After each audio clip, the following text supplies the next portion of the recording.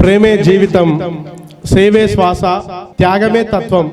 ఈ మూడు విలువలే ఒక మనిషి జీవితంగా మారితే ఆ జీవిత కాలంతో సరిపోదు, చరిత్రగా నిలిచిపోతుంది. ఇలాంటి చరిత్రను తన జీవితం ద్వారా లిఖించినటువంటి కీర్తిశేషులు, సామాజిక సేవకురాలు గాయని శ్రీమతి కనుసలి మాలతి గారి 56వ జయంతిని పురస్కరించుకొని ఈరోజు రవీంద్ర భారతి మినీ కాన్ఫరెన్స్ హాల్లో మనందరం ఇక్కడ వేదిక అయ్యాం.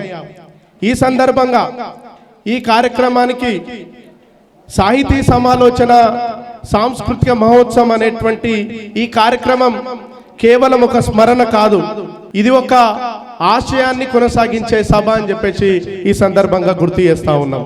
మాలతి గారి ఆశయాలను కొనసాగించేందుకు ఆమె చేసిన సేవలను ఈ సమాజం ఆదర్శంగా తీసుకొని ముందుకు సాగాలని, ఆమె జీవన విలువలను నేటి తరానికి మార్గదర్శకంగా నిలపాలనేటువంటి పిలుపునిస్తూ ఈ సభను నిర్వహించడం జరుగుతూ ఉన్నది. ఈ సందర్భంగా ఈ కార్యక్రమానికి ముఖ్య అతిథిగా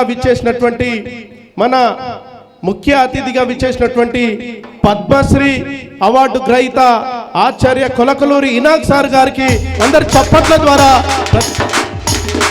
అదేవిధంగా ఈ కార్యక్రమానికి విశిష్ట అతిథులుగా విచ్చేసినటువంటి కనుసలి అంజయ్య సార్కు చప్పట్ల ద్వారా సభను ఈ కార్యక్రమానికి మరొక విశిష్ట అతిథిగా విచ్చేసినటువంటి తెలంగాణ రాష్ట్ర ఉన్నత విద్యా మండలి vice chairman professor Itikala Purushottam సార్కు చప్పట్ల ద్వారా సార్ని, అదేవిధంగా ఈ కార్యక్రమానికి మరొక విశిష్ట అతిథిగా విచ్చేసినటువంటి ఆచార్యుల చిగిచర్ల కృష్ణారెడ్డి సార్ గారికి చప్పట్ల ద్వారా, అదేవిధంగా ఈ కార్యక్రమానికి ఆత్మీయ అతిథులుగా విచ్చేసినటువంటి డాక్టర్ నలిగంటి శరత్ చమార్ సార్ గారికి, అదేవిధంగా ప్రత్యేక అతిథులుగా విచ్చేసినటువంటి దాసోజు లలితక్కకు ప్రత్యేకంగా చప్పట్ల ద్వారా ధన్యవాదాలు తెలియజేస్తా ఉన్నాం.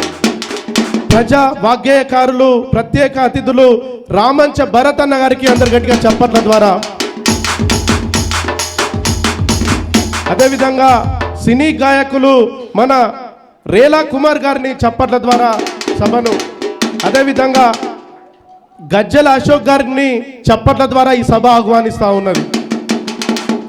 ఈ కార్యక్రమానికి విచ్చేసినటువంటి సురేష్ మహాజన గారికి చప్పట్ల ద్వారా, అదేవిధంగా ఈ కార్యక్రమానికి ముఖ్య అతిథిగా విచ్చేసినటువంటి ఆకునూరు దేవన్న గారికి కూడా చప్పట్ల ద్వారా కార్యక్రమం.